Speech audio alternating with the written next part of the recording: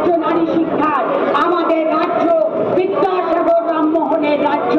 আমরা তার কাছে প্রণাম করে নয়, শপথ দিয়ে এলাম আজকে।